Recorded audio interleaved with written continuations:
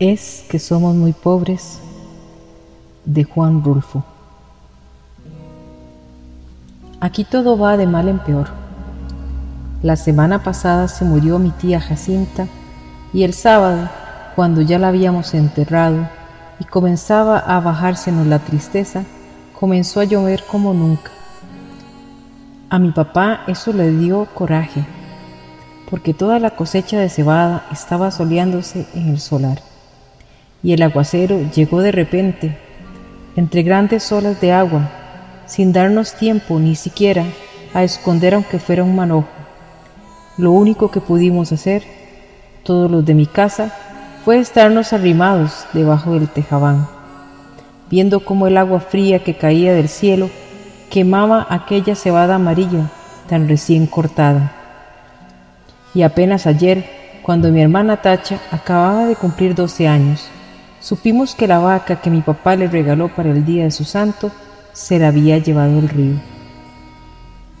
El río comenzó a crecer hace 3 noches, a eso de la madrugada. Yo estaba muy dormido y, sin embargo, el estruendo que traía el río al arrastrarse me hizo despertar enseguida y pegar el brinco de la cama con mi cobija en la mano, como si hubiera creído que se estaba derrumbando el techo de mi casa. Pero después me volví a dormir, porque reconocí el sonido del río y porque ese sonido se fue haciendo igual hasta traerme una y otra vez el sueño. Cuando me levanté, la mañana estaba llena de nublazones y parecía que había seguido lloviendo sin parar. Se notaba en que aquel ruido del río era más fuerte y se oía más cerca. Se olía como se huele una quemazón, el olor a podrido del agua revuelta. A la hora en que me fui a asomar, el río ya había perdido sus orillas. Iba subiendo poco a poco por la calle real y estaba metiéndose a toda prisa en la casa de la mujer que le dicen la tambora. El chapaleo del agua se oía al entrar por el corral y al salir en grandes chorros por la puerta. La tambora iba y venía caminando por lo que ya era un pedazo de río, echando a la calle a sus gallinas para que se fueran a esconder en algún lugar donde no les llegara la corriente. Y por el otro lado, por donde está el recodo, el río se debía haber llevado, quién sabe desde cuándo, el tamarindo que estaba en el solar de mi tía Jacinta, porque ahora ya no se ve ningún tamarindo.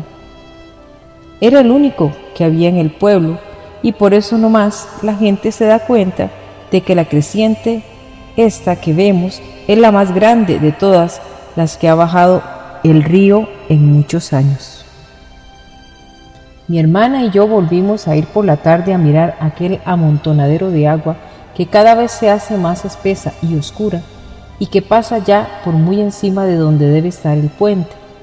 Allí nos estuvimos horas y horas sin cansarnos viendo la cosa aquella. Después nos subimos por la barranca, porque queríamos oír bien lo que decía la gente, pues abajo, junto al río, hay un gran ruidazal y solo se ven las bocas de muchos que se abren y cierran, como que quieren decir algo, pero no se oye nada. Por eso nos subimos por la barranca, donde también hay gente mirando el río y contando los perjuicios que ha hecho. Allí fue donde supimos que el río se había llevado a la serpentina, la vaca esa que era de mi hermana, Tacha, porque mi papá se la regaló el día de su cumpleaños, y que tenía una oreja blanca y otra colorada y muy bonitos ojos. No acabo de saber por qué se le ocurriría a la serpentina pasar el río este, cuando sabía que no era el mismo río que ella conocía de a diario. La serpentina nunca fue tan atarantada. Lo más seguro es que ha de haber venido dormida para dejarse matar así nomás por nomás. A mí muchas veces me tocó despertarla cuando le abría la puerta del corral, porque si no, de su cuenta, allí se hubiera estado el día entero, con los ojos cerrados, bien quieta y suspirando, como se oye suspirar a las vacas cuando duermen. Y aquí ha de haber sucedido eso, que se durmió. Tal vez se le ocurrió despertar al sentir que el agua pesada le golpeaba las costillas. Tal vez entonces se asustó, trató de regresar, pero al volverse se encontró entreverada y acalambrada entre aquella agua negra y dura como tierra corrediza. Tal vez bramó pidiendo que le ayudaran. Bramó como solo Dios sabe cómo. Yo le pregunté a un señor que vio cuando la arrastraba el río si no había visto también al becerrito que andaba con ella. Pero el hombre dijo que no sabía si lo había visto. Solo dijo que la vaca manchada pasó patas arriba, muy cerquita de donde él estaba, y cayó y dio una voltereta, y luego no volvió a ver ni los cuernos, ni las patas, ni ninguna señal de la vaca. Por el río rodaban muchos troncos de árboles, con todo y raíces, y él estaba muy ocupado en sacar leña, de modo que no podía fijarse si eran animales o troncos los que arrastraba. Nomás por eso no sabemos si el becerro está vivo, o si se fue detrás de su madre río abajo. Si así fue, que Dios los ampare a los dos. La apuración que tienen en mi casa es lo que puede suceder el día de mañana, ahora que mi hermana Tacha se quedó sin nada. Porque mi papá, con muchos trabajos, había conseguido la serpentina, desde que era una vaquilla, para dársela a mi hermana, con el fin de que ella tuviera un capitalito y no se fuera a ir de piruja, como lo hicieron mis otras dos hermanas, las más grandes. Según mi papá, ellas se habían echado a perder porque éramos muy pobres en mi casa y ellas eran muy retrobadas.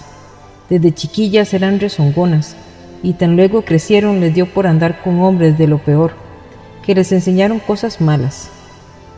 Ellas aprendieron pronto y entendían muy bien los chiflidos, cuando las llamaban a altas horas de la noche.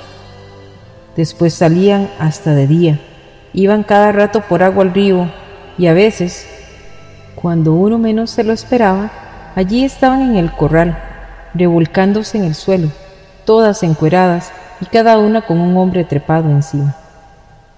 Entonces mi papá las corrió a las dos. Primero les aguantó todo lo que pudo, pero más tarde ya no pudo aguantarlas más y les dio carrera para la calle. Ellas se fueron para Ayutla, o no sé para dónde, pero andan de pirujas. Por eso le entra la mortificación a mi papá, ahora por la Tacha, que no quiere vaya a resultar como sus otras dos hermanas, al sentir que se quedó muy pobre, viendo la falta de su vaca, viendo que ya no va a tener con qué entretenerse mientras le da por crecer y pueda casarse con un hombre bueno, que le pueda querer para siempre. Y eso va a estar difícil. Con la vaca era distinto, pues no hubiera faltado quien se hiciera ánimo de casarse con ella, solo por llevarse también aquella vaca tan bonita. La única esperanza que nos queda es que el becerro esté todavía vivo. Ojalá no se le haya ocurrido pasar por el río detrás de su madre, porque si así fue, mi hermana Tacha está tantito así de retirado de hacerse piruja. Y mamá no quiere. Mi mamá no sabe por qué Dios la ha castigado tanto al darle unas hijas de ese modo, cuando en su familia, desde su abuela para acá, nunca ha habido gente mala. Todos fueron criados en el temor de Dios y eran muy obedientes y no le cometían irreverencias a nadie. Todos fueron por el estilo. ¿Quién sabe de dónde les vendría ese par de hijas suyas, aquel mal ejemplo? Ella no se acuerda, le da vuelta a todos sus recuerdos y no ve claro dónde estuvo su mal o el pecado de nacerle una hija tras otra con la misma mala costumbre. No se acuerda y cada vez que piensa en ellas llora y dice: que Dios las ampare a las dos. Pero mi papá alega que aquello ya no tiene remedio. La peligrosa es la que queda aquí, la Tacha, que va como palo de ocote, crece y crece, y que ya tiene unos comienzos de senos que prometen ser como los de sus hermanas, puntiagudos y altos y medio alborotados para llamar la atención. Sí, dice, le llenará los ojos a cualquiera donde quiera que la vean, y acabará mal, como que estoy viendo que acabará mal. Esa es la mortificación de mi papá. Y Tacha llora al sentir que su vaca no volverá, porque se la ha matado el río, está aquí a mi lado, con su vestido color de rosa, mirando el río desde la barranca, y sin dejar de llorar. Por su cara corren chorretes de agua sucia, como si el río se hubiera metido dentro de ella. Yo la abrazo, tratando de consolarla, pero ella no entiende, llora con más ganas. De su boca sale un ruido semejante al que se arrastra por las orillas del río, que la hace temblar y sacudirse todita, y mientras la creciente sigue subiendo, el sabor a podrido que viene de allá salpica la cara mojada de Tacha, y los dos pechitos de ella se mueven de arriba abajo sin parar, como si de repente comenzaran a hincharse para empezar a trabajar por su perdición.